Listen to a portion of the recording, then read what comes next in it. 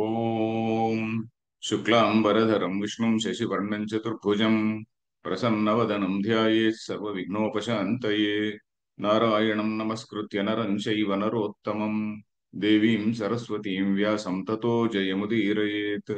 గురుర్బ్రహ్మా గురుర్విష్ణుః గురుర్దేవో మహేశ్వరः గురుః సాక్షాత్ పరం బ్రహ్మ తస్మై శ్రీ గురవే నమః. ఓం భగవద్గీత శ్రోతలందరికీ కూడా ఆహ్వానం. మొట్టమొదటగా ఈరోజు నవరాత్రి దేవీ నవరాత్రులు అని అంటున్నాం కదా, దాని యొక్క ప్రారంభ దినము అంటే దేవి ఉపాసన ప్రారంభమయ్యేటువంటి దినము. అందరికి కూడా ఆ సందర్భంలో శుభాకాంక్షలు. దేవీ నవరాత్రిలో మూడు కథ. దీనిలో మన మామూలుగా చాలా మంది చండీ యాగము ఇవన్నీ చేస్తుంటారు. కొంతమంది ఏం చేస్తారంటే దేవీ భాగవతం పారాయణం చేస్తారు.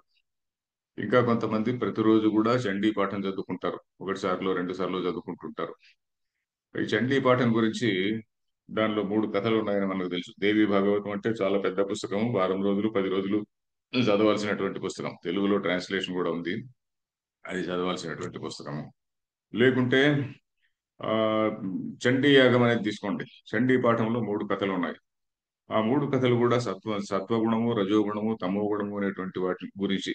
మొట్టమొదట తమో గుణాన్ని జయించడము, తర్వాత రజోగుణాన్ని జయించడము, తర్వాత సత్వగుణాన్ని జయించడము. దానిలో ఉన్నటువంటి సింబాలిజం గురించి చాలా మంది రాశారు. కానీ ఇంగ్లీష్ లో ఒక అమెరికన్ స్వామీజీ రాశాడు. ఇన్ ప్రైజ్ ఆఫ్ దేవి అని ఒక పుస్తకం రాశాడు. ఇన్ ప్రైజ్ ఆఫ్ దేవి అని. ఆయన పేరు దేవదత్త కాళీ. దేవదత్త కాళీ, కేఏఎల్ఐ కాళీ. ఆయనే ఒక టాక్ కూడా ఉంది.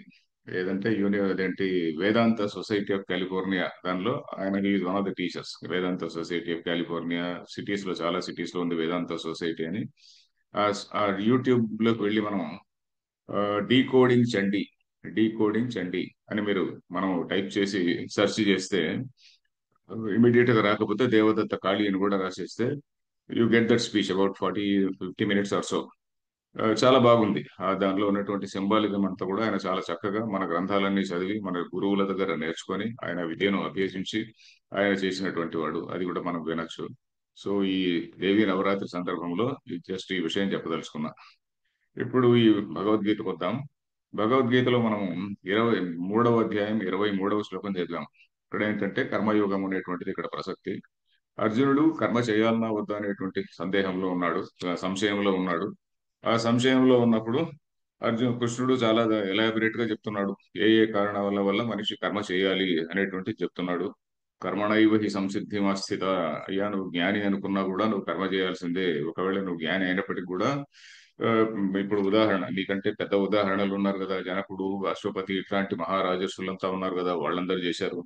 తర్వాత నేను కూడా చేస్తున్నాను అని అంటున్నాడు. నమే పార్థాస్తి కర్తవ్యం త్రిషు లోకేషు. నాకు ఎలాంటి కర్తవ్యం అంటే చేసి తీరాలి అనేటువంటిది ఏది లేకపోయినా కూడా నేను కూడా చేస్తున్నాను. తర్వాత ఎందుకు, యది హ్యహం నవర్తేయం, ఈ శ్లోకం కూడా చదివాము, 23వ శ్లోకం. నేను కర్మ చేయకపోతే మిగతా వాళ్ళందరూ కూడా నన్ను ఫాలో అవుతారు. తండ్రులు ఇప్పుడు అది మనం చెప్పుకున్నాం ఇదివరకు కూడా. తల్లిదండ్రులు మేమేదో మేధావులు అనుకోనో, లేక మేము చాలా ఎన్లైటెంట్ పీపుల్ అనుకొని కర్మ చేయరనుకోండి, వాళ్ళని ఎస్బిఎన్ఆర్ అనే పదం కూడా నేను చెప్పాను ఇదివరకు. స్పిరిచువల్ బట్ నాట్ రిలీజియస్ అని. మేము చాలా స్పిరిచువల్ అండి, నేను వస్తున్నాను, నేను రిచువల్స్ లేవు అని అంటుంటారు. ఎంతవరకు స్పిరిచువల్ ఎవరికి తెలియదు. సో పిల్లలకి మాత్రం అసలు తెలియదు. తండ్రి కూడా ఏమీ చేయడం లేదు, తల్లిదండ్రులు ఏమి చేయడం లేదు కాబట్టి వీడు కూడా ఏమి చేయడం అనమాట. వీడికి స్పిరిచువాలిటీ లేదు, ఏమీ లేదు, ఆ విధంగా తయారయ్యే అవకాశం ఉంది. సో అందుకని మనం రిచువల్ అనేటువంటి దాన్ని ఒక డ్రిల్ లాగా చేయాలి మొట్టమొదట. దాని ఆ డ్రిల్ లాగా చేసి మనస్సు కొంచెం చిత్తశుద్ధి పొందిన తర్వాత, ఆ తర్వాత వాడు మళ్ళీ జ్ఞానంలోకి వస్తాడు అనేటువంటిది ఇక్కడ మన ప్రణాళిక, మన ఋషుల యొక్క ప్రణాళిక. ఆ నెక్స్ట్ శ్లోకం కూడా అదే చెప్తున్నాడు. ఉత్సి అదేంటి, యది హ్యహం నవర్తేయం లాగానే ఇంకో నెక్స్ట్ శ్లోకం కూడా అదే పద్ధతిలో చెప్తున్నాడు. అక్కడ ఒక చిన్న అవతారిక ఉన్నది 24వ శ్లోకానికి.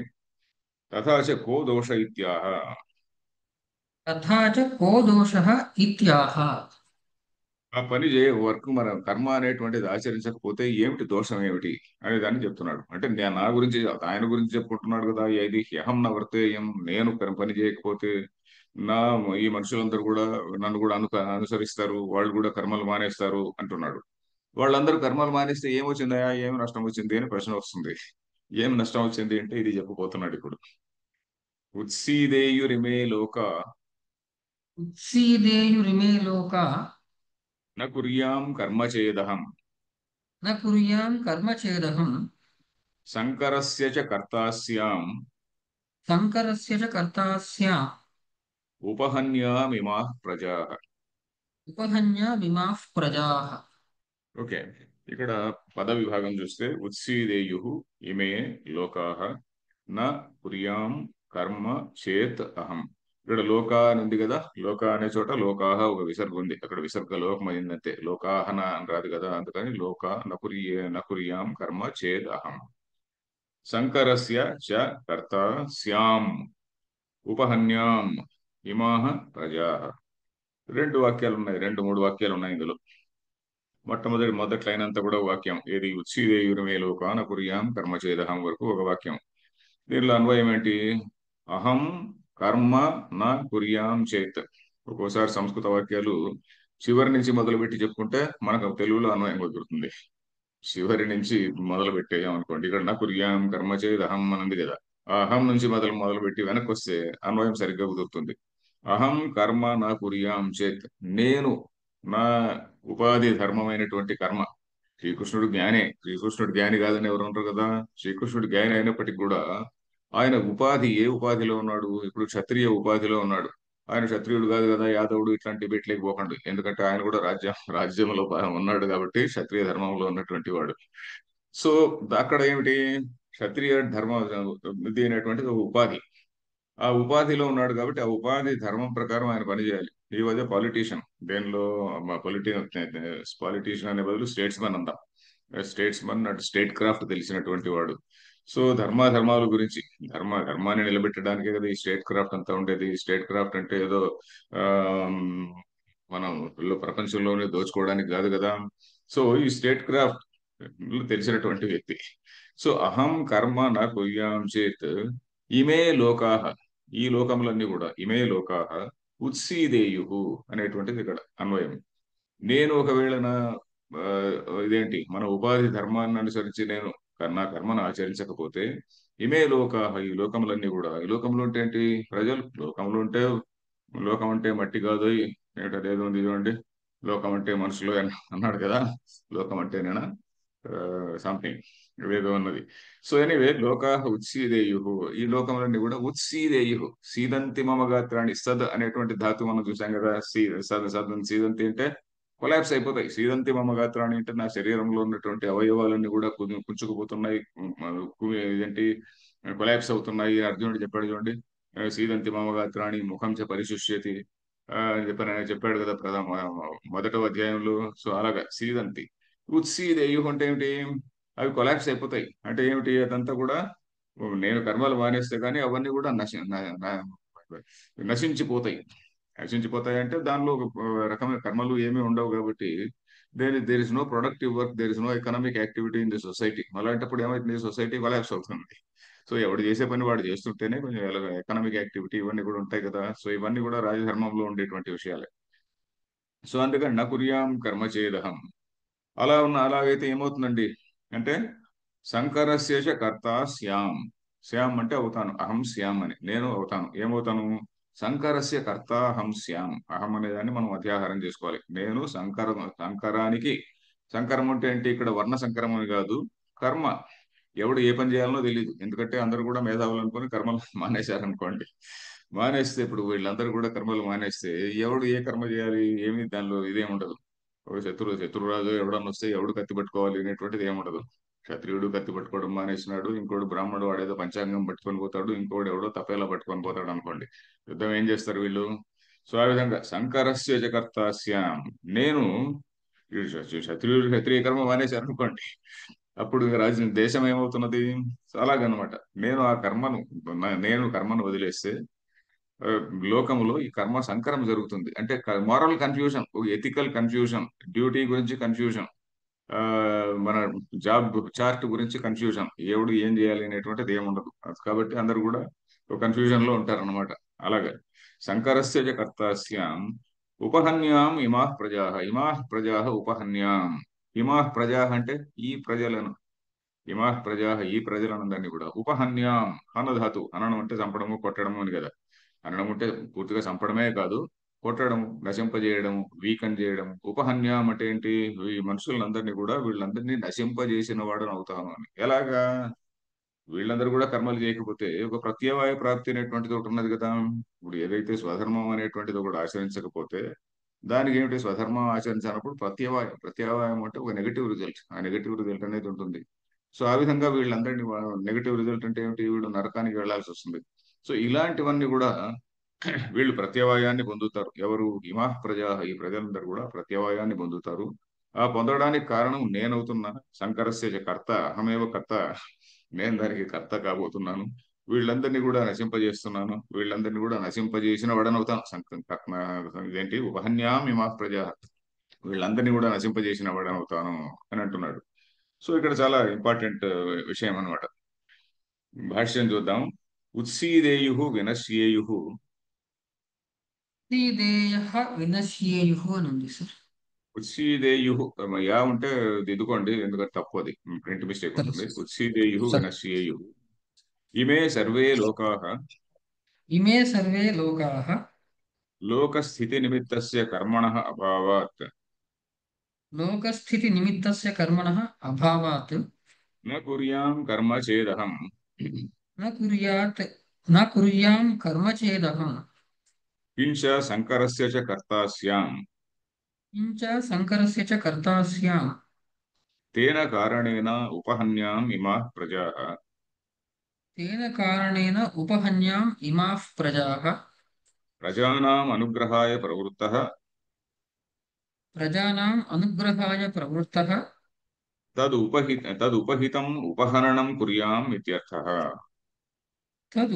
ఉపహతిం ఉపహననం కుర్యాం ఇత్యర్థః. మమ ఈశ్వరస్య అననురూపం ఆపద్యేత. మమ ఈశ్వరస్య అననురూపం ఆపద్యేత. రెండే రెండు చిన్న వాక్యాల్లో శంకరాచార్యుల వారు దీన్ని చెప్పేశారు. ఏమిటిది? సింపుల్ గానే ఉంది కాబట్టి. ఉత్సీదేయు అంటే ఏమిటి? వినశ్యేయు.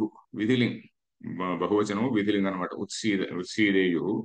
ఉత్సీదేయు అంటే వినశ్యేయు. ఇవన్నీ కూడా వినశ్యేత్ అనేదాన్ని వినశ్యేయు. ఉత్సీదేయు. ఇమే సర్వే లోకా, ఈ లోకములన్నీ కూడా. లోకములు అంటే దేశం అంటే మట్టి, లోకం అంటే కాదు, దేశం అంటే. సో ఇమే లోకా, ఈ ప్రజలందరూ కూడా. ఏమిటిది? ఎందుకని? లోక స్థితి నిమిత్తస్య కర్మణః అభావాత్. కర్మణః అభావాత్ అంటే కర్మ లేకపోవడం వల్ల. ఎలా? ఈ కర్మ ఏమిటి? What is the speciality of కర్మ?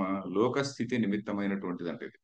లోక స్థితి అంటే లోకము స్టేబుల్ గా ఉండడం కోసం. స్థితి అంటే స్టెబిలిటీ కదా. లోకము స్టేబుల్ గా ఉండడానికి, లోకం అంటే ఒక సొసైటీ, సమాజం. సమాజం సరిగా నడవడానికి, సమాజ స్థితి సరిగా ఉండడం కోసం, దానికి కారణం, నిమిత్తం అంటే కారణం.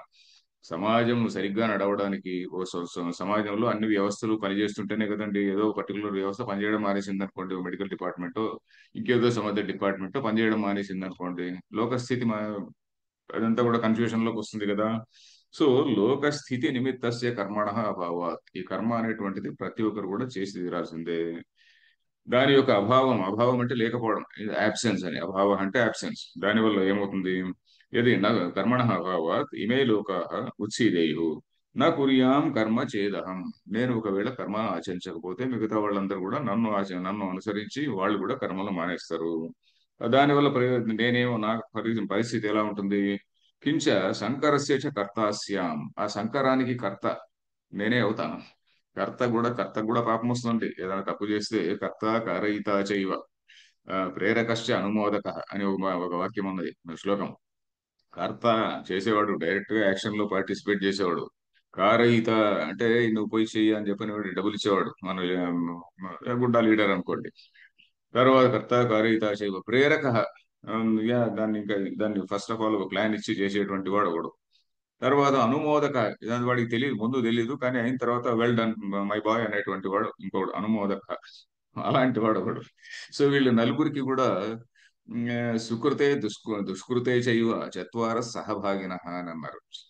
సుకృతం అంటే పుణ్యం, మంచి పని గాని చెడు పని గాని. దుష్కృతే చైవ చత్వార, ఈ నలుగురు కూడా సమభాగిన, వీళ్ళందరికీ కూడా పుణ్యం గాని పాపం గాని ఈక్వల్ గా వస్తుంది అని. ఈ అనుమోదకుడికి కూడా రావడం అనేటువంటిది పాపం కేసులో కొంచెం జస్టిఫైబులే, పుణ్యం కేసులో ఏం జస్టిఫైబుల్. మనం అందరినీ చూసి చాలా మంచి పని చేస్తున్నాడు అనుకుంటుంటాం అనుకోండి. బట్ ఎనీవే, ఆ శ్లోకం అలా ఉన్నది, మనం దాన్ని డిబేట్ అక్కర్లేదు. సో అది సుకృత సుకృతే దుష్కృతే చైవ చత్వారః సహభాగినః అన్నారు. ఆ విధంగా నేను కూడా సంకరానికి నేను కర్త అవుతున్నాను. But I'm not suppose to be that అంటున్నాడు. ఏమిటి? నా నా నా ధర్మానికి అది అననురూపం. అననురూపం అంటే నా స్వభావానికి అనురూపము కానిది. నా స్వభావానికి విరుద్ధమైనటువంటిది అది. ఏమిటది? ఉపహన్యామేమా ప్రజాః. మరి నా డ్యూటీ ఏమిటి? ప్రజానాం అనుగ్రహాయ ప్రవృత్తః. ప్రజలనందరినీ కూడా అనుగ్రహించడం అంటే వాళ్ళకి ఏదో మేలు చేయడము, వాళ్ళని సరైన మార్గంలో పెట్టడం అనేటువంటిది కదా నా పర్పస్. అవతారంగా అవతారం వచ్చిన తర్వాత తద్ ఉపహితం ఉపహరణం కుర్యాం. ఆ లోకాన్ని నేను ఉపహితం. ఉపహితం అంటే ఉపహితం కాదు, ఉపహతి. హతి అనధాతు. సారీ, ఉపహితం కాదు, ఉపహతిం. హననం అంటే కొట్టడం. ఉపహతిం ఉపహరణం. నేను ఆ ఉపహతి చేస్తున్నాను, ఉపహరణాన్ని చేస్తున్నాను. అది మమ ఈశ్వరస్య అననురూపం ఆపద్యేత. నేను ఈశ్వర అంటే ఏంటి? దీనికంతటికి ఓవరాల్ ఇన్ఛార్జ్, లార్డ్. నేనే నా తప్పు చేస్తే మిగతా వాళ్ళందరూ కూడా తప్పు చేస్తారు కదా. అందుకని అననురూపం అంటే ఏంటి? నా స్వభావానికి పూర్తిగా వ్యతిరేకమైనటువంటిది అది. అనురూపం అంటే ఇన్ అకార్డెన్స్ విత్ అన్నట్టుగా, దానికి అనుకూలంగా ఉండేటువంటిది. అననురూపం అంటే దానికి ప్రతికూలమైనటువంటిది. ఆ విధంగా. సో అట్లా అలాంటి పరిస్థితి వస్తుంది. కాబట్టి నేను కర్మ చేసి నేను కర్మ చేయకుంటే ఇలాంటి నష్టం వస్తుంది అంటున్నాడు. నెక్స్ట్ శ్లోకానికి ఒక చిన్న అవతారిక. యది పునః यदि पुनः అహమివ త్వం కృతార్థ బుద్ధి अहमिव त्वं कृतार्थबुद्धिः ఆత్మవిత్ అన్యోవా आत्मवित् अन्यो वा తస్యాపి ఆత్మనః కర్తవ్యాభావే అపి तस्यापि आत्मनः कर्तव्याभावेऽपि పరానుగ్రహ ఏవ కర్తవ్య ఇతి. परानुग्रह एव कर्तव्य इति। ఓకే. యది పునః, ఒకవేళ అంటాం చూడండి. అది ఒకవేళ, ఒకవేళ యది పునః అహమివ త్వం కృతార్థ బుద్ధి. నాలాగే నువ్వు కూడా కృతార్థ బుద్ధి అంటే ఏంటి? జ్ఞాని అయినటువంటి వాడు. కృతార్థుడు అంటే ఏమిటి? కృతం ఆ, కృతం కాదు, కృత అర్థ. కృతార్థ అంటే ఏదైతే పురుషార్థం సాధించాలనో ఆ పురుషార్థం సాధించబడింది. కృత అంటే ఇక్కడ ఈ విషయం, ఈ సందర్భంలో సాధ్య. అర్థ, అర్థ అంటే ఇది పురుషార్థం. ఇక్కడ ఏంటి పురుషార్థం? ఏంటి? మోక్ష పురుషార్థము లేకుంటే జ్ఞానం అనుకోండి. దాన్ని సాధించినటువంటి వాడు కృతార్థుడు. కృతకృత్యుడు అనే మాట కూడా విన్నాం. కృతం కృత్యం ఏన. కృత్యం అనేది నపుంసకలింగం కాబట్టి ఇక్కడ కృతం అంటున్నాము. ఇక్కడ అర్థ అనేదాన్ని పుంలింగం కాబట్టి కృత అర్థ అని చెప్పుకోవాలి. సో అక్కడ ఏంటి? దాన్ని ఏదైతే సాధించాలనో దాన్ని సాధించినటువంటి వాడు అంటే జ్ఞాని. ఇప్పుడు నాలాగా నువ్వు కూడా ఒకవేళ జ్ఞాని అయినా కూడా అని అంటున్నాడు. ఎందుకంటే ఆయనకు ఒక బెనిఫిట్ ఆఫ్ డౌట్ లాగానో లేకుంటే ఆయన భుజం తట్టినట్టుగానో చెప్తున్నాడు అనమాట. నాలాగా నువ్వు కూడా అలాగా అనుకుంటే, ఆర్ ఆత్మవిత్ అన్యోవా, any other person who is a జ్ఞాని. ఆత్మవిత్ అన్యోవా అంటే ఎనీ, అన్య అంటే మరొకరు ఎవరైనా గాని. ఏమిటి? ఆత్మవిత్ అయినటువంటి మరెవరైనా గాని అని. అలాంటి వాడు తస్యాపి, అతనికి కూడా ఏమిటి డ్యూటీ? తస్యాపి ఆత్మనః కర్తవ్యాభావేపి. తనకు సొంతానికి కర్తవ్యం ఏమీ లేదు. ఎందుకంటే జ్ఞానికి సొంతం చేసుకోవాల్సినటువంటి పని ఏమీ లేదు. ఎందుకంటే ఆయన ఏదో సంపాదించి దాని నుంచి సంతోషం పొందాలని లేదు. ఇంకేదో పుణ్యం సంపాదించుకోవాలి ఇలాంటివన్నీ లేవు. ఆ వేదం, అది ఉపనిషత్తు వాక్యం చెప్పాను కదా, నా కర్మణ వర్ధతే నా కనీయాన్ అని. అతనికి ఏమిటి? కర్మ చేయడం వల్ల ఏదో పుణ్యం కానీ ఇంకేదో ఇది కానీ వస్తుంది, బెనిఫిట్ వస్తుంది, లోకం వస్తుంది, గొప్ప లోకం వస్తుంది అనేటువంటిది లేదు. నాకు అనియాన్. ఎందుకు? ఆయన సర్వత సంప్లుతోదక స్థానీయుడు. అదే ఆ మాట కూడా మనం 2వ అధ్యాయంలో వచ్చింది కదా. యావాన్ అర్థ ఉదపానే సర్వత సంప్లుతోదకే తావాన్ సర్వేషు వేదేషు అని వేదంలో చెప్పినటువంటి కర్మలు అన్ని చేస్తే ఎంత వస్తుందో అదంతా కూడా ఆల్రెడీ ఆత్మజ్ఞానంలో ఉండే అని అన్నాడు కదా. సో కాబట్టి ఈయన గొప్ప లాభము లేదు.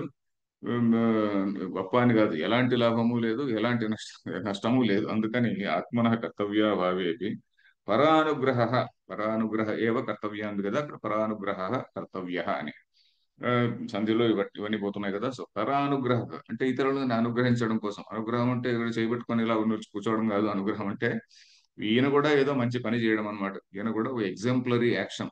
తెలివి జ్ఞాని అయినటువంటి వాడు, లేకుంటే లర్నెడ్ మ్యాన్, ఒక వైజ్ మ్యాన్. ఇప్పుడు inaction of the wise is, దాని గురించి మనం చాలా చదువుకుంటాం ఇంగ్లీష్ లో కూడా. Inaction of the wise is more dangerous than something, some action on the part of ignorant people అనో ఏదో అట్లాంటిది ఏదో ఉంటుంది. సో అదేమిటి? వీడు జ్ఞాని జ్ఞాని అయినటువంటి వాడు ఏది ధర్మము ఏది అధర్మము అని తెలిసినటువంటి వాడు ఇతరులకు చెప్పకుండా పోవడం, లేకుంటే తాను ఆచరించకపోవడం, అలాంటి చేయడం వల్ల he's causing greater danger to society. ఇది మనం అది బేసిక్ ప్రిన్సిపల్ భగవద్గీతలో. ఎందుకంటే నేను జ్ఞాని కదా అని కర్మలు మానేస్తాం అనుకునేటువంటి వాళ్ళు కొద్దిమంది ఉంటారు. నేను జ్ఞాని, నేను కర్మలు చేయాల్సిన పని లేదు అని.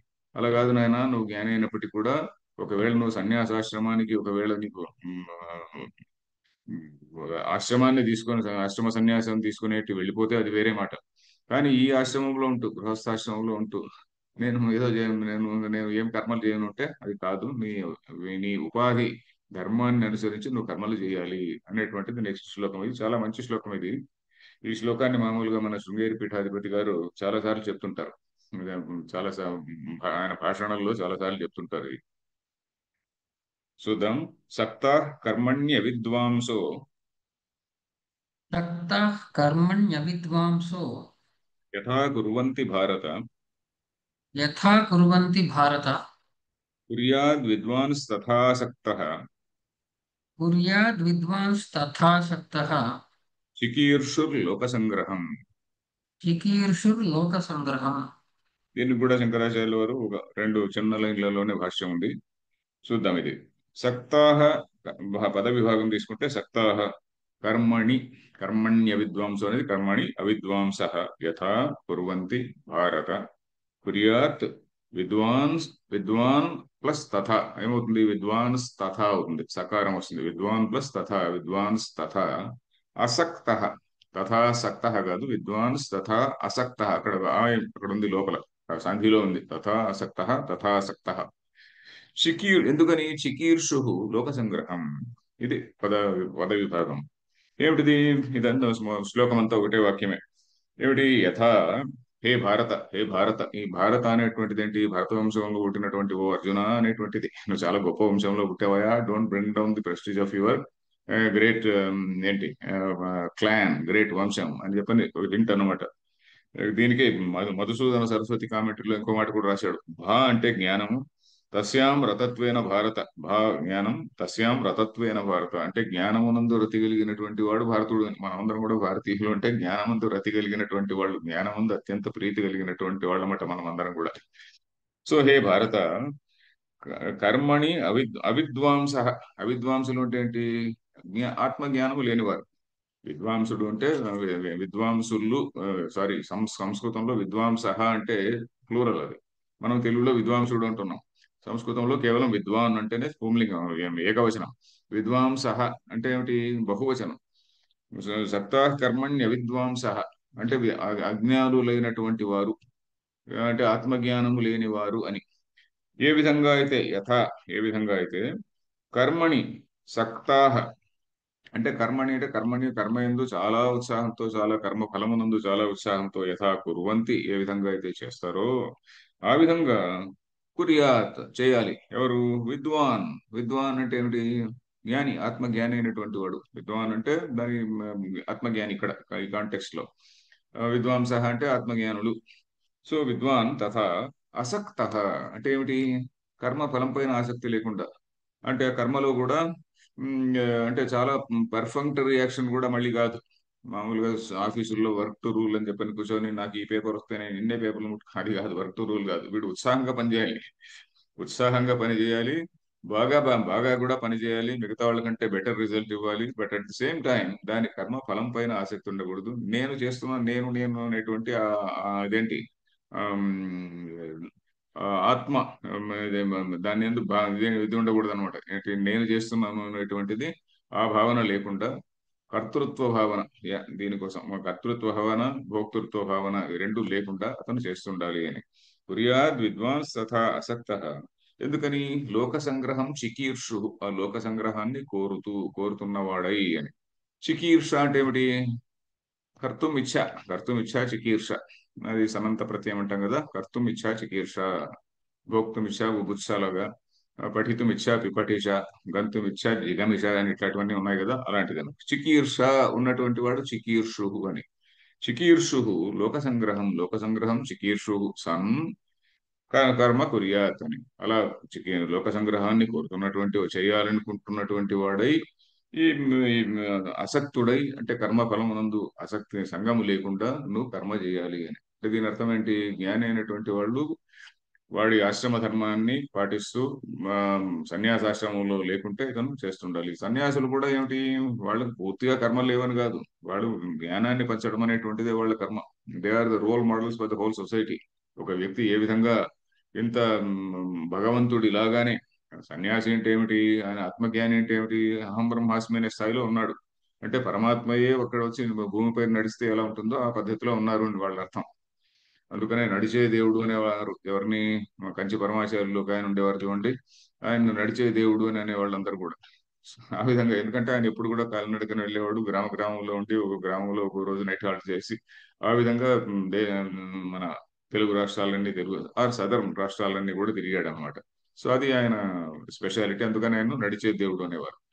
సో ఇక్కడ ఏంటిది, కుర్యాద్ విద్వాంస్ తథా అసక్త చికీర్షు లోక సంగ్రహం. అసక్త అంటే ఇప్పుడు జాగ్రత్తగా ఉండాలి. నేను పని చేస్తున్నాను కదా అని మళ్ళీ ఇక్కడ ఏదో సపోజ్ ఈయన నేను లోక సంగ్రహం కోసం పని చేస్తున్నాను అని మిగతా వాళ్ళందరితో పాటు పని చేసుకుంటూ ఉత్సాహంగా పని చేసుకుంటూ మళ్ళీ అక్కడ దానిలో ఇరుక్కోకూడదు అనమాట. అక్కడ మళ్ళీ అదేంటి కర్తృత్వ భావన, భోక్తృత్వ భావన అవన్నీ పెంచుకోకూడదు. అది అసక్త అనే దానిలో అర్థం ఏంటంటే, ఈయన జ్ఞాని కాబట్టి, జ్ఞాని అయినటువంటి వాడికి has got a greater responsibility. ఇప్పుడు ఉదాహరణకు ఒక ఆశ్రమం తీసుకున్న సన్యాసి ఉన్నాడు అనుకోండి, ఆయనకు ఎలాంటి ఇట్లాంటి బాదరబందీలు అంటాం కదా, ఈ బాదరబందీలు ఏముండవు. ఆయనకి ఎలాంటి కర్మ ఉండదు. ఎవరన్నా వస్తే ఏదో పాఠం చెప్తుంటాడు, లేకుంటే ఇంకేదో భిక్షకు పోతాడు, ఏదో ఉంటుంది. అంత తప్పితే చేసి తీరాలి అనేటువంటి కర్మలు లేవు. ఇప్పుడు ఇతను ఆశ్రమ ధర్మాన్ని బట్టి కర్మలు చేస్తున్నాడు.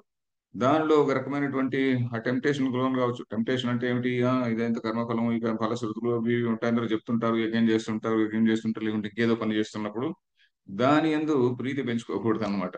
అది దాన్ని అందుకనే ఇంగ్లీష్ లో ఒక మాట అన్నారు ఏంటంటే, క్లాయిస్టర్డ్ వర్చ్యూ అండ్ డైనమిక్ వర్చ్యూ అన్నారు. క్లాయిస్టర్, క్లాయిస్టర్ అంటే CLOISTER, క్లాయిస్టర్ అంటే ఒక మొనాస్ట్రీ అనుకోండి, లేకుంటే క్రిస్టియన్ టర్మ్ అది క్లాయిస్టర్. అంటే ఏమిటి, వాడు ఎక్కడో మూలలో కూర్చొని ఉంటాడు, ఒక ఆశ్రమంలో ఉంటాడు అనమాట. ఆశ్రమం నుండి ఎవరిని ఏమీ మాట్లాడకుండా ఉంటాడు. మరి ఇంకా కామక్రోధాలకు వీటన్నిటికీ, లోభానికి, దానికి దీనికి అసలు ప్రొవకేషనే లేదు కదండి. ఎవరన్నా పోయి కొంచెం గట్టిగా మాట్లాడినప్పుడు ఆయన కోపం రాకపోతే దెన్ ఆయన మంచి క్రోధాన్ని అణుచుకున్నట్టే. మాట్లాడేవాడెవడు లేకుండా ఉంటే అతని క్రోధాన్ని అణుచుకోవాల్సిన ఇదేమిటి, అక్కడ ఏముంటుంది. That is cloistered virtue. అంటే చాలా ప్రొటెక్టెడ్ ఎన్వైరన్మెంట్ లో ఉండి చాలా పైస్ గా ఉండడం. ప్రొటెక్టెడ్ ఎన్వైరన్మెంట్ లో లేకున్నా కూడా సరిగా ఉండడం అనేటువంటిది జ్ఞాని ముందు ఉన్నటువంటి challenge. That's a dynamic virtue అన్నారు. క్లాయిస్టర్డ్ వర్చ్యూ వర్సెస్ డైనమిక్ వర్చ్యూ అని. Virtue has to be dynamic అని అటువంటి, అది ఎక్కడో చదివాం లాంగ్ ఎగో. సో ఇది ఇట్లాంటి కాంటెక్స్ట్ ఇది సేమ్ థింగ్. ఎందుకంటే జ్ఞాని అయినటువంటి వాడు లోకంలో పనిచేస్తూ కూడా, సంస్కృతంలో కూడా మనం చెప్పుకున్నాం కదా, వికారహేతవు సతి న విక్రియంతే ఏషాం న చేతాంసి అని చెప్పుకున్నాం. ఏమిటి, ఎదురుగ్గా మనోవికారాన్ని పొందించడానికి కారణములు ఉన్నప్పటికీ కూడా ఎవరి మనస్సులైతే అవి వికారమును పొందవో, వికారమును అంటే ఇట్లా కామక్రోధాలకు లోను కావో, ఎవడి మనసు అయితే కాదో, స ఏవ ధీర, లేకుంటే తయేవ ధీరాహ అని ప్లూరల్లో చెప్పుకోవచ్చు. అలాంటి వాడే ధీరుడు, లేక అలాంటి వాళ్ళే ధీరులు అని ధీర అనే శబ్దానికి నిర్వచనంలో ఆ విధంగా చెప్పారు. సో ఆ విధంగా ఈ గుర్యాద్ విద్వాన్ సహా అసక్త. భాష్యం చూద్దాం. సక్తాహ కర్మణి सक्ताः कर्मणि అస్య కర్మణః ఫలం మమ భవిష్యతి ఇది अस्य कर्मणः फलं मम भविष्यति इति కేచిద్ అవిద్వాంసః యథా కుర్వంతి. केचित् अविद्वांसः यथा कुर्वन्ति। హే భారత, కుర్యాద్ విద్వాన్ ఆత్మవిత్ हे भारत कुर्यात् विद्वान् आत्मवित् తథా అసక్తః సన్ तथा असक्तः सन् తద్వత్ కిమర్థం కరోతి తత్ శృణు. तद्वत् किमर्थं करोति तत् शृणु। చికీర్షుః కర్తుం ఇచ్ఛుః चिकीर्षुः कर्तुम् इच्छुः లింక సంగ్రహం. लोकसङ्ग्रहम्। ఓకే, రెండే చిన్న వాక్యాల్లో చెప్పేశారు.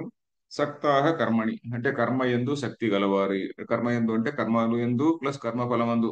ఒట్టిగా కర్మ చేయడు కదండి, కర్మ యందు శక్తి ఎందుకు వస్తుంది, కర్మ ఫలం ఉంటే కదా కర్మ యందు కూడా శక్తి వస్తుంది. తర్వాత అలా అస్య కర్మణ ఫలం మమ భవిష్యతి. ఈ ఈ కర్మ యొక్క ఫలం ఇప్పుడు చేస్తున్నారు. ఇప్పుడు ఈ 10 రోజులు కూడా ఏవో రకరకాలైనటువంటి కర్మలు చేస్తుంటాం మనం, గుళ్ళకి వెళ్ళి అక్కడ అది ఏదేదో చేసి చేస్తుంటాం కదండి. సో అది అస్య కర్మణ ఫలం మమ భవిష్యతి, ఈ కర్మ యొక్క ఫలం నాకు లభిస్తుంది అని ఎవరు కేచిద్ అవిద్వాంస యథా కుర్వంతి, ఈ ఆత్మజ్ఞానం లేనటువంటి వాళ్ళు ఎలాగైతే చేస్తారో హే భారత, కుర్యాద్ విద్వాన్ ఆత్మవిత్, ఆ విధంగా ఆత్మవిత్ అయినటువంటి వాడు, విద్వాన్ అలాంటి వాడు కుర్యాత్ చేయాలి. ఏ విధంగా? తథా అసక్త సన్, ఆ విధంగానే ఉత్సాహంగా చేయాలి, పని చేయాలి. అసక్త, కర్మఫలమునందు ఎలాంటి ఆసక్తి లేకుండా చేయాలి. అది తద్వత్ కిమర్థం కరోతి తత్ శృణు, కిమర్థం ఎందుకు అలా చేస్తున్నాడు అది శృణు. శృణు అంటే సునో, హిందీలో సునో అంటే అంటే ఇక విను. చికీర్షు కర్తుం ఇచ్చుహు లోక సంగ్రహం, లోక సంగ్రహాన్ని చేయగోరినటువంటి వాడై వాడు జ్ఞాని కూడా తన ఉపాధి ధర్మాన్ని అనుసరించి పని చేయాలి అని. సో ఇప్పుడు ఇవన్నీ కూడా ఈ కర్మల గురించి మనం ఇంత చెప్పుకుంటున్నాం కదా. ఆధునిక ఏం, ఇప్పుడు మన సమాజంలో మనం ఈ కర్మలన్నీ ఎక్కడ చూస్తున్నామండి? మనం ఓన్లీ రికార్డులో చూస్తున్నాం కానీ అప్పుడప్పుడు మన ఇండియాలో పూజల్లో చూస్తున్నాము. ఇండియాలోను అఫ్ కోర్స్ మిగతా దేశాల్లో కూడా వాళ్ళు కూడా ఏదో కర్మలు, వాళ్ళు కూడా గుడి కర్మలు ఇవన్నీ చేస్తూనే ఉన్నారు. కానీ ఇక్కడ దీనిలో మన శాస్త్రంలో చెప్పినటువంటి కర్మలన్నీ అవి ఎవరూ చేయడం లేదు.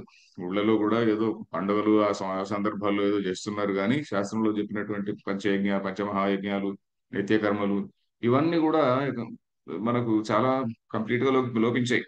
ఇవన్నీ కూడా మళ్ళీ రివైవ్ చేయాలి. నేను అప్పుడప్పుడు చూస్తుంటా, ఒకరిద్దరు కొంతమంది, నేను ముగ్గురు నలుగురు చూశాను అమెరికా నుంచి ఇండియాకి వచ్చి. వాళ్ళు పూర్తిగా కంప్లీట్ గా ఇప్పుడు మన అటైర్ అంతా మార్చేసుకొని, అటైర్ మార్చేసుకొని అంటే వాళ్ళు పైన చొక్కా కూడా వేసుకోకుండా కేవలం ధోతి కట్టుకొని దానిపైన కండువా వేసుకొని మధ్య ఓ పిలక కూడా పెట్టుకొని ఇంకా ఇంకా రకరకాలైనటువంటి ఏదో ఇది కానీ ఏదో ఉంచుకొని ఆ విధంగా ఉన్నటువంటి వాళ్ళని చూస్తున్నా. మరి అట్లా ఒకరిద్దరు ఉంటారు. వాళ్ళ పిల్లలు మళ్ళీ అక్కడ మారలీ కన్ఫ్యూజ్ గా ఉంటారు. వాళ్ళ పిల్లలు కావచ్చు, సంసారం కావచ్చు, వాళ్ళు అక్కడ మారలీ కన్ఫ్యూజ్ గా ఉంటారు. వాళ్ళకి ఏం చేయాలో తెలియడం లేదు. సో ఈ కాలంలో ఈ సందర్భానికి ఈ సమాజానికి, గ్లోబలైజ్డ్ సమాజాన్ని మనం చూస్తున్నాం. ఈ గ్లోబలైజ్డ్ సమాజంలో వీళ్ళకేంటి 100% ఆచరించలేరు. Impossible to do. 100% ఎవరు నేను ఆచరించేవాడిని నేను ఇంతవరకు చూడలే. ఎక్కడో మారుమూలలో ఎక్కడన్నా ఎవరు ఇద్దరు ఉండొచ్చు. సో 100% ఆచరించినప్పుడు కనీసం ఏదో 10% 20% ఆచరించేట్టుగా ధర్మాన్ని కొంచెం మార్చాలి కదండి.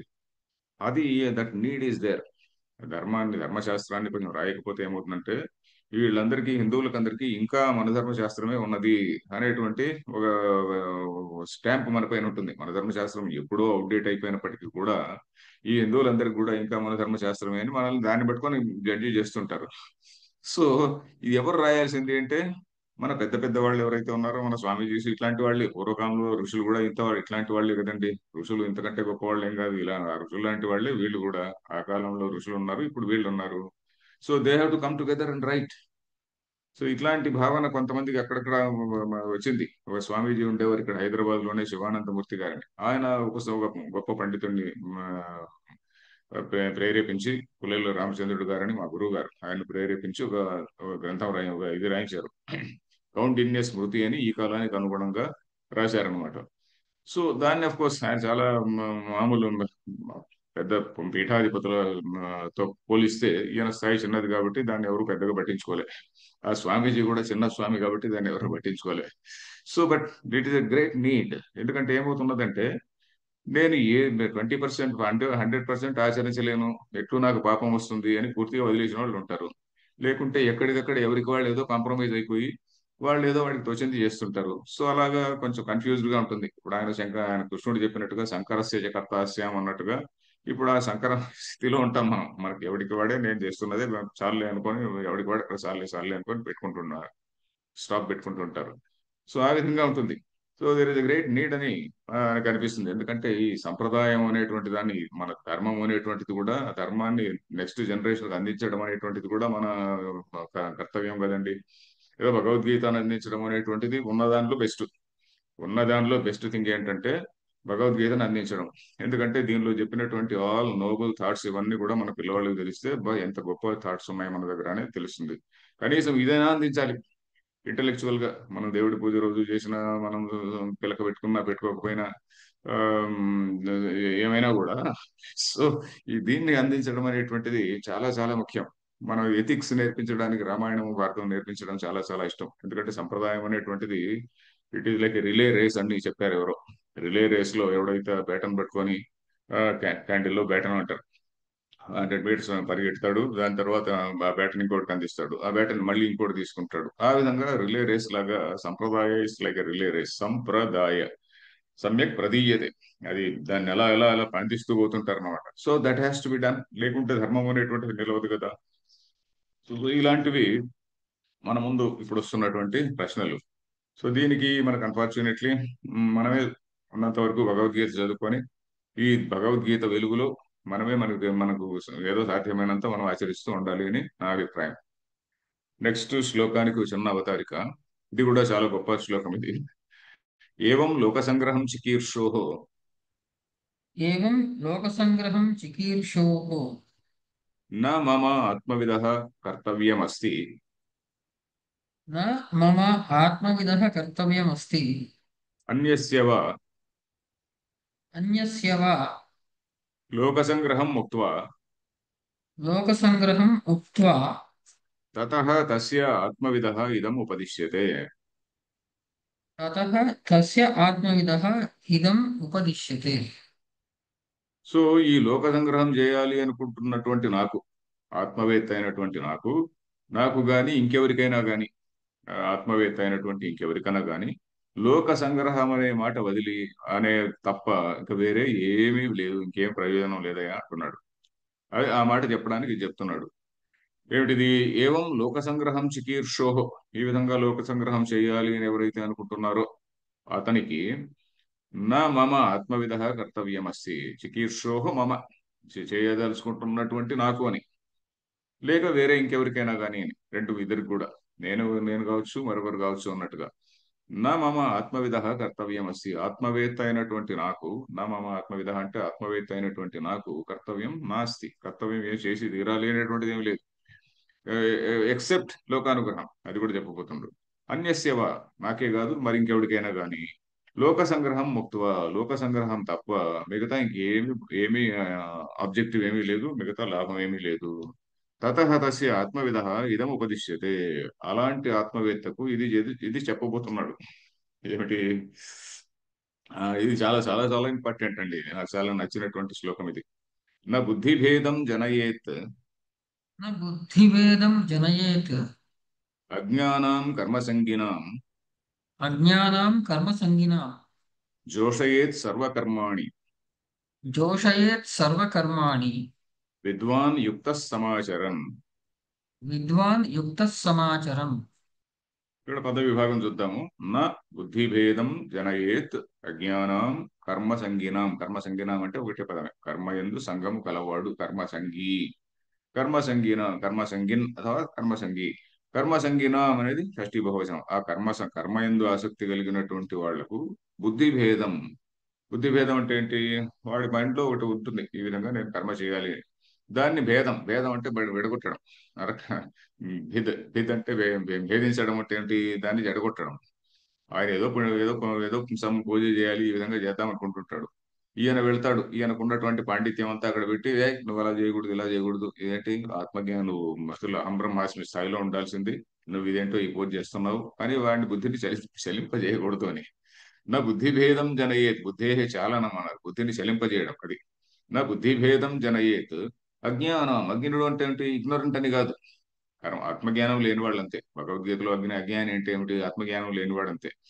అజ్ఞానం కర్మ సంజ్ఞానం, ఆత్మజ్ఞానం లేనటువంటి వాడు కర్మ యందు ఆసక్తితో, కర్మ ఫలమందు ఆసక్తితో ఎలాగైతే చేస్తున్నాడో అలాంటి వాళ్ళకు ఉన్న బుద్ధి భేదం జనయేత్, నువ్వు వెళ్ళి అక్కడ నీ పాండిత్యాన్ని నువ్వు ప్రదర్శించకూడదు అని.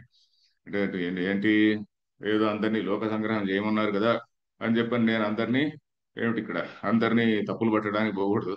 ఏదో సామెత చెప్తారు కదండి, ఏదో తేలుకు పెత్తనం ఇస్తే తెల్లవార్లు పుట్టిందని చెప్తారు కదా. సో ఆ పద్ధతిలో ఈయన వెళ్ళి అలా చేయకూడదు, ఇలా చేయకూడదు అంటారు. ఈ కాంటెక్స్ట్ లో మధుసూదన సరస్వతి కూడా ఒక మంచి శ్లోకాన్ని వేశాడు. ఏంటంటే ఆ శ్లోకం చదువుతాను అది. అజ్ఞస్య అర్ధ ప్రబుద్ధస్య, అజ్ఞస్య అంటే అజ్ఞాని అయినటువంటి వాడు, అర్ధ ప్రబుద్ధస్య అంటే హాఫ్ బేక్డ్ నాలెడ్జ్. భలే ఉంది ఇది, అర్ధ ప్రబుద్ధస్య అంటే యా హాఫ్ బేక్డ్ నాలెడ్జ్. అలాంటి అలాంటి వాడికి సర్వం బ్రహ్మేతి యో వదేత్, అంటే ఏదో పూజ చేస్తున్నాడు, ఏదో మనకి ఏదో వస్తుంది, ఆయనకు పుణ్యం వస్తుంది అనే భావనతో ఉన్నాడు. అరే పుణ్యము అంటే పాపం ఇవన్నీ కూడా నాన్ సెన్స్ అయ్యా అని చెప్పకూడదు అక్కడ. అహం సర్వం బ్రహ్మేతి యోవదేతి, ఇదంతా కూడా బ్రహ్మనే, చేసేవాడెవడు, కర్మ ఏమిటి, ఆ, సాధకుడెవడు, ఏమీ లేదు, అంతా కూడా ఇదాలు మాయా భ్రమ అనేటువంటి ధోరణిలో చెప్పకూడదు అనమాట. సర్వం బ్రహ్మేతి యోవదేత్ మహానిరయ్యజాలేషు సతేన వినియోజిత. మహానిరయ్యజాలేషు, అలాంటి వాడి ఇట్లాంటి ఇట్లా ప్రబుద్ధుడు ఇట్లాంటి వాడు ఏం చేస్తున్నాడు, వాడిని తీసుకుపోయి గొప్ప పాపములో, పాపం అనేటువంటి నిరయ్య జాలం, ఆ పాపము అనేటువంటి ఒక పెద్ద జాలం, దాని జాలం అంటే ఏంటి, ఒక పెద్ద నెట్ అనుకోండి, ఒక స్నేర్, దానిలో పడేస్తున్నాం అనమాట. జాలి నిరయ్య జాలేషు, జాలం అంటే తెలుసు కదా, జాలరీ అనే పదం కూడా ఉంది. జాలం అంటే ఒక నెట్, దానిలో పడేస్తున్నాం అనమాట మనం. నిరయజాలేషు సతేన వినియోజిత, పడేసిన వీడు పడేస్తున్నాడు అని. సో ఆ విధంగా ఆ మ, మామూలుగా ఏదో పని పని చేసుకుంటున్నటువంటి వాడికి అహం బ్రహ్మాస్మి అది ఇది అనే లెవెల్లో ఉండాలి. ఈ పని అంటే ఇది చేయడం అది ఇది అని చెప్పకూడదు అని. ఒక్కొక్కసారి కొంతమందికి అట్లా టెంప్టేషన్ కూడా ఉంటుంది, కొంతమంది టీచర్స్ కూడా అలాంటి టెంప్టేషన్ ఉంటుంటుంది. ఆ, ఇదంతా కూడా నాన్ సెన్స్ అనేటువంటి ధోరణిలో ఆ, అది చెప్తే ఏమవుతున్నది, మామూలు మనిషికి అది చెప్పకూడదు. వాడు ఆల్రెడీ చాలా చాలా ట్రైన్ స్పిరిచువల్ ట్రైనింగ్, శ్రవణ మనన అనేది ధ్యాసంలోనే ఉన్నటువంటి వాడికి అది చెప్పొచ్చు. ఆ శ్రవణ మనన ధ్యాసం నుండి నీ దగ్గరికి వచ్చి ఆత్మజ్ఞానాన్ని బోధించమన్నటువంటి వాడికి. అలా కాకుండా మనం ఎక్కడో వెళ్ళి ఏదో కర్మ చేస్తున్నప్పుడు వాళ్లకు ఈ విధంగా మనం చెప్పకూడదు అనేటువంటిది ఇక్కడ విషయం అన్నమాట. సో దీనిలో ఇంకోటి కూడా మనం చూడాల్సింది ఏంటంటే, నా బుద్ధి భేదం జనయేత్ అజ్ఞానం కర్మ సంగీనం, అంటే వాళ్ళు రకరకాలైనటువంటి వ్యక్తులు రకరకాల పద్ధతుల్లో పని చేసుకుంటుంటారు. ఒకడేంటి ఏదో గ్రామదేవత అని చెప్పి, మాకు గ్రామదేవత ముఖ్యమని చెప్పి పూజ చేస్తుంటాడు. లేకుంటే ఇంకొక ఆయన ఇంకో దేవతను పూజ చేస్తుంటాడు, ఇంకొక ఆయన ఇంకేదో చేస్తుంటాడు, ఏదో ఫంక్షన్ పిలుస్తారు, ఒక రోజు ఈ పండుగ ఉంటుంది, ఇంకో రోజు ఇంకోటి ఉంటున్నది. సో అక్కడ వీటన్నిటిని కూడా ఎస్, డూ ఇట్ ప్రాపర్లీ అని చెప్పని, జోషయేత్ సర్వకర్మాణి, రెండవ వాక్యం ఏంటంటే సర్వకర్మాణి జోషయేత్. జోషయేత్ అంటే శంకరాచార్యుల వారు కారయేత్ అని రాశారు.